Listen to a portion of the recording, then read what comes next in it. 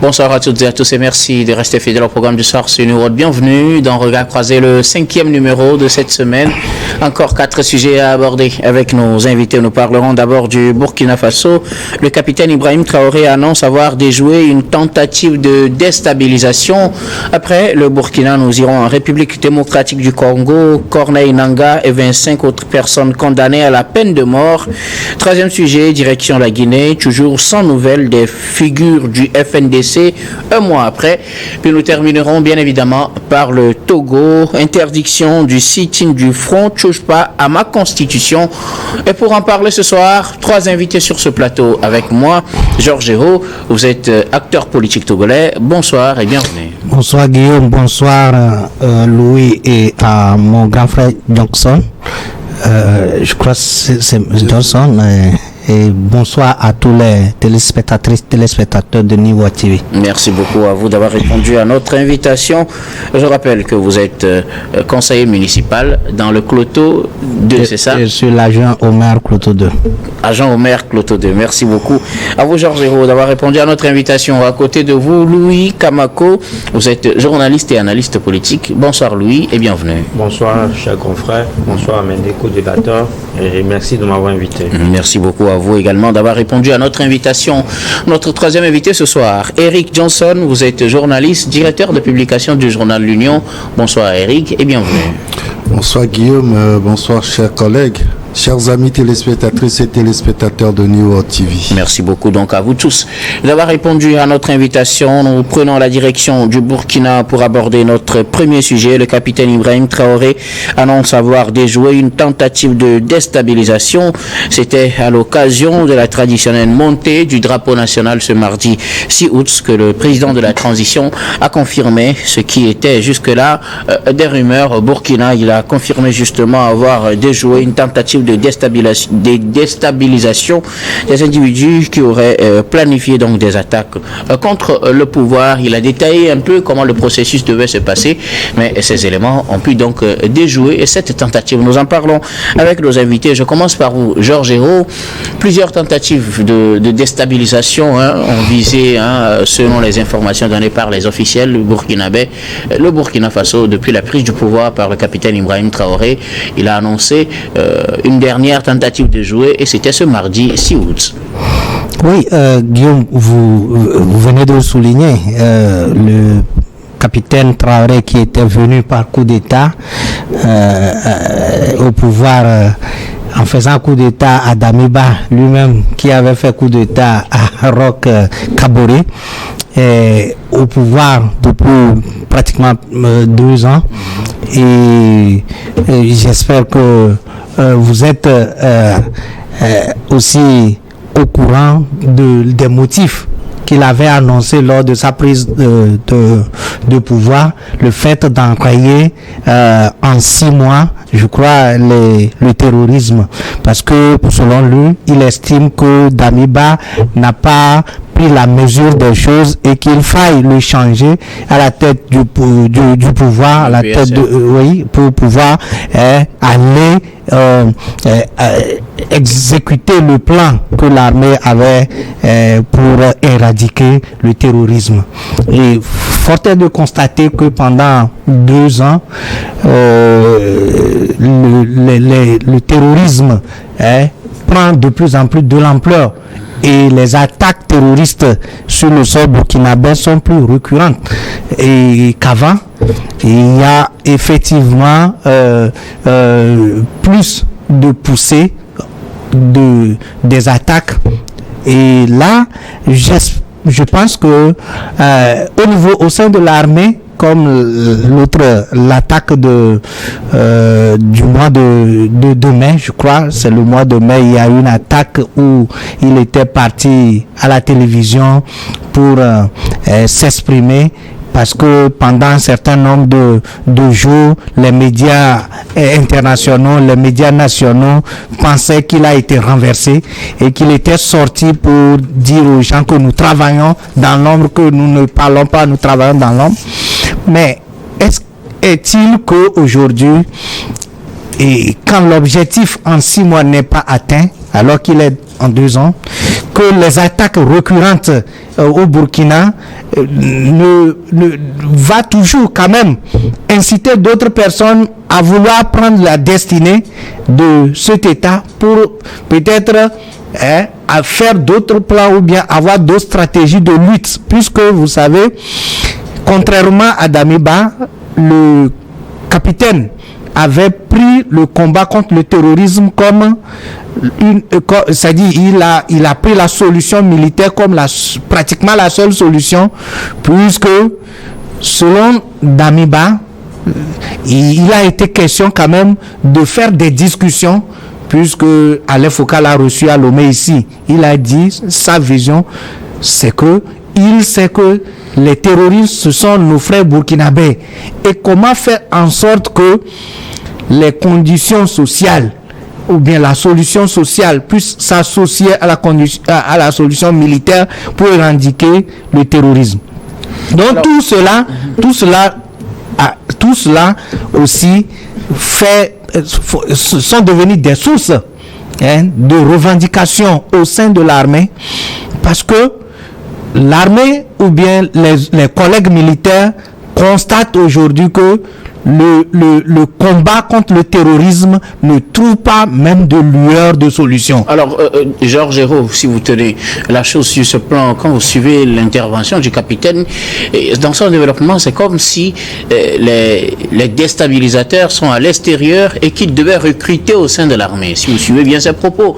Donc, s'il avait dit que les gens sont au sein de l'armée et qu'ils voulaient lui faire un coup d'État, on pourrait dire que c'est peut-être parce qu'on estime que ces promesses n'ont pas été tenues dans le délai et que finalement, pratiquement en 2 ans, il n'a pas encore fini avec le terrorisme, il est toujours là, et donc on aurait dû peut-être, ou bien on voudrait lui faire un coup, mais là, à le suivre, le déstabilisateur serait de l'extérieur, il aurait planifié des attaques contre le pays et aurait voulu recruter les gens à l'interne, selon les propos du capitaine. Oui, quand il parle de déstabilisateur de l'extérieur, et que ces déstabilisateurs veulent recruter au sein de l'armée, ça veut dire qu'en réalité, il est en train de nous dire que au sein de l'armée, il peut y avoir des traîtres. Mais selon ces informations, c'est ces mêmes personnes qui ont vendu peut-être la mèche, comme on le dit communément, et ce qui a permis justement de déjouer ce plan de déstabilisation. Vous savez, je suis en train de je pense alors, je suis, comme Descartes le dit, le doute cartésien. En fait, pour que aujourd'hui on nous parle de coup d'État et déjoué, et que ce coup d'État a été planifié à l'extérieur, et il sait déstabilisation, pas forcément coup d'État. Oui, cette déstabilisation a été planifiée à l'extérieur, et que il est capitaine de l'armée, il sait de quoi il parle. En fait, pour déstabiliser un pays depuis l'extérieur, il sait. Parce que vous savez, moi je ne suis pas contre les propos du capitaine. Il est en train de donner sa version des choses, mais moi je suis en train d'analyser la situation burkinabé à la lumière de cette déclaration. Merci. Parce que je peux vous dire tout simplement que c'est ce capitaine là qui avait dit qu'il y a des bases militaires au Bénin. Mais quand les Nigériens étaient partis, le discours de Tiani l'autre fois nous dit qu'il y a des instructeurs. Vous voyez, ça veut dire qu'en réalité, le capitaine Traoré n'est pas encore revenu sur ses propos. Oui, non, c'est pour dire que le capitaine a ses propos. Et moi, en tant qu'analyste de la situation, aussi. Merci beaucoup, c'est tout à fait votre droit. Merci beaucoup à vous, Georges Hérault. Louis Kamako, les services burkinabés ont déjoué une nouvelle tentative de déstabilisation selon les informations du capitaine Traoré, information qu'il a donnée au personnel de la présidence ce mardi 6 août. Oui, tentative de déstabilisation, un peu comme tentative de coup d'État, même si vous souhaitez pas on l'appelle comme cela. Ah, puisque je voudrais qu'on garde les termes officiels, justement. Le président au monde. Oui. Ok, d'accord, je vous maintenant, vous pourrez l'interpréter comme vous voulez. Oui, mais quand vous voyez la manière dont il a décrit la situation, je me dis que ça s'assimile à ce qu'on peut appeler tentative de coup d'État, et un peu comme ce qu'on a eu à assister en avril dernier, où il y a à deux reprises déjà. Donc je pense que là, il a décidé de communiquer justement justement pour dissiper les doutes. Et ce qui m'intéresse dans tout ça, c'est que on a toujours dit que dans cette situation, dans cette guerre, la guerre contre les terroristes, c'est aussi communication, même si ailleurs les gens pensent qu'ils ne peuvent pas communiquer sur les attaques terroristes. Moi, je trouve que communiquer par moment va permettre aux uns les autres en fait de dissiper les doutes et justement de prévenir ou bien de décourager les fauteurs de troubles. Aujourd'hui, on en est là. Le président s'est prononcé sur la situation parce que la question lui a été posée à plusieurs reprises. Et il a trouvé justement d'apporter la bonne information aux uns les autres. Maintenant, ce qu'il faut comprendre de la situation, que ce soit maintenant ou en avril dernier, c'est qu'à chaque fois, on retrouve parmi ces fauteurs de troubles, ou bien parmi ceux qui sont soupçonnés de déstabiliser le pouvoir de IB, on retrouve des officiers burkinabés, c'est-à-dire que des hauts gradés de l'armée burkinabé. Ce qui illustre, selon moi, ce qui illustre la division qui a toujours été au sein de l'armée burkinabé. Ça montre que cette armée-là, vous m'excusez, a été toujours clanique. Et parmi eux ou bien parmi cette armée-là, il y en a toujours pas compris la notion de ce qu'on appelle fibre patriotique. Parce qu'aujourd'hui, c'est vrai que Georges Géraud le disait tout à l'heure que le motif principal pour lequel IB a perpétré le coup d'État contre Damiba, c'est justement contre la recrutement des attaques terroristes. Et à l'époque, je crois qu'il a également dit, il a promis au Burkinabé de gagner cette bataille-là en mine de rien, c'est-à-dire qu'en 6 mois. Si aujourd'hui, il n'y a pas une union sacrée autour de lui, si les Burkinabés n'arrivent pas à épouser son idéologie pour qu'ensemble, ils se mettent ensemble pour justement bouter en état hors de nuit les terroristes, ça veut dire tout simplement qu'ils ne sont pas animés d'un esprit patriotique. C'est pour ça que je dis que l'armée burkinabé, elle est clanique. Et ça montre qu'ils n'ont pas en réalité, ou bien ça montre que ces soldats-là n'ont pas l'amour de la patrie. Parce que ce que fait le jeu, je pense qu'on peut d'une manière ou d'une autre le comprendre. Maintenant, quand vous voyez aujourd'hui ce qui se passe, ça fait bientôt plus d'1 an qu'il est au pouvoir. Et à l'époque, je crois que maintenant, il a refait les choses de telle enseigne que il a souhaité ou bien il a promis de rendre le pouvoir aux civils 5 ans après. Ça veut dire que sa transition court jusqu'en 2000. En tout cas, c'est cette année que ça a été voté. Et donc, 2029, logiquement. Il a encore de beaux jours devant lui. Si on compte l'année dernière, donc 2028, ça dépendra. Voilà. Maintenant, moi, ce qui me désole dans tout ça, c'est que il faut que les gens comprennent que plus ils mettent les bâtons dans les roues de IB, moins ils auront la chance d'avoir la transition arrivée à terme.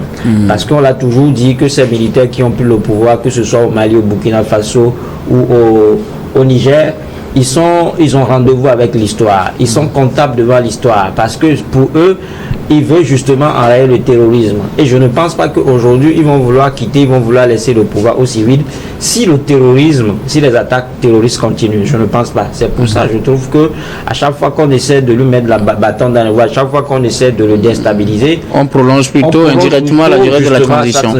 Il va falloir justement le laisser travailler et nous montrer en fait de quoi il est capable dans cette crise-là qu'on a toujours qualifiée de guerre asymétrique. Merci beaucoup. À vous, Louis Kamako.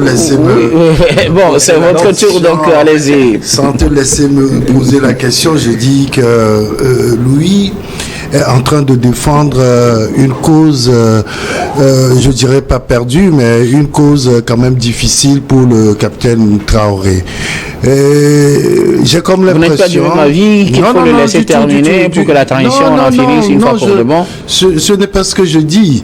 Tout le monde souhaiterait quand même que les pays du Sahel là se stabilisent, qu'il n'y ait plus de terrorisme, de djihadisme, qu'il n'y ait plus de guerre du tout, et que les peuples retrouvent quand même une vie normale. Mais j'ai comme l'impression que quelque chose nous échappe dans la gestion aujourd'hui de ces 3 pays. Vous savez, vous avez quelqu'un qui arrive au pouvoir par un coup d'État. Et un militaire ne vient pas au pouvoir avec coup d'État pour libérer le pays et remettre aux civils. Je n'ai pas... Pourtant, c'est ce qu'ils ont promis, eux tous d'ailleurs. Oui, je n'ai pas encore un exemple pour donner, nous donner ou donner à nos téléspectateurs qui nous suivent, pour dire, voilà, tel militaire est arrivé par coup d'État, il a balayé... On va donner de Loris, voilà, justement, c'est souvent l'exemple. Bon, il est allé, il est revenu après, mais... Je veux juste dire que ça, c'est pour faire quoi? Mentir publiquement, parce qu'ils ne partent jamais. Ils sont toujours là et ils reviennent. Pour vous, Loris, c'était l'exception? Mais Rollis n'a jamais été une exception. Rollis n'a jamais été une exception. Il a pris le pouvoir, il a dit, bon, ok, il va y avoir une transition. Lui-même, il dirigeait tout.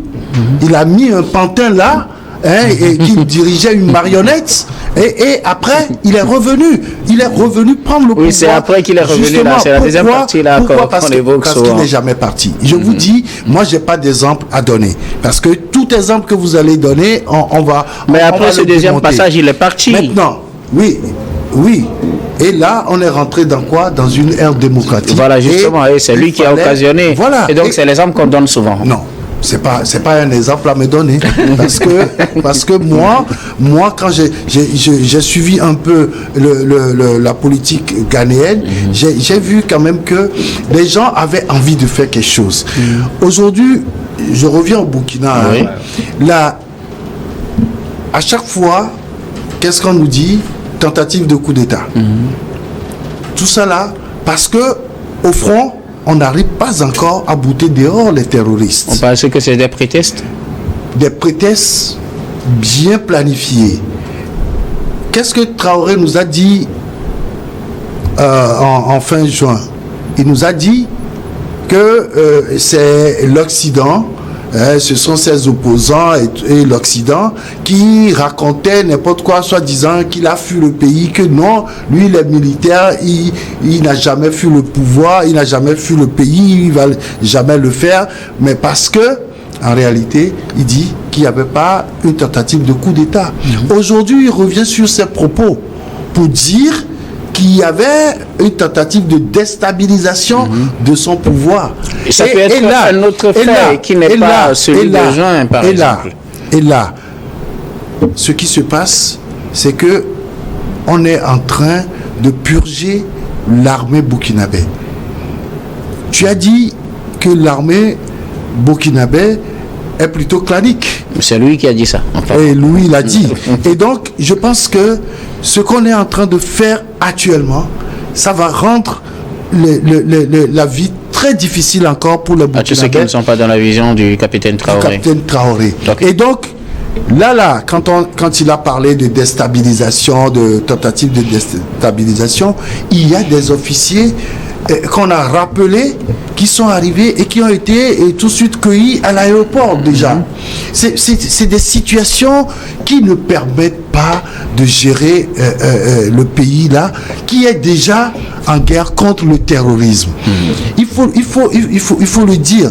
Moi, je pense que ce qu'il faut faire aujourd'hui, c'est de réussir à faire l'unanimité autour de soi avec cette armée-là qui a besoin d'un guide pour combattre le terrorisme. Merci beaucoup à vous tous pour vos contributions à ce sujet. Nous allons marquer la première pause, puis on revient juste après pour la suite de cette émission.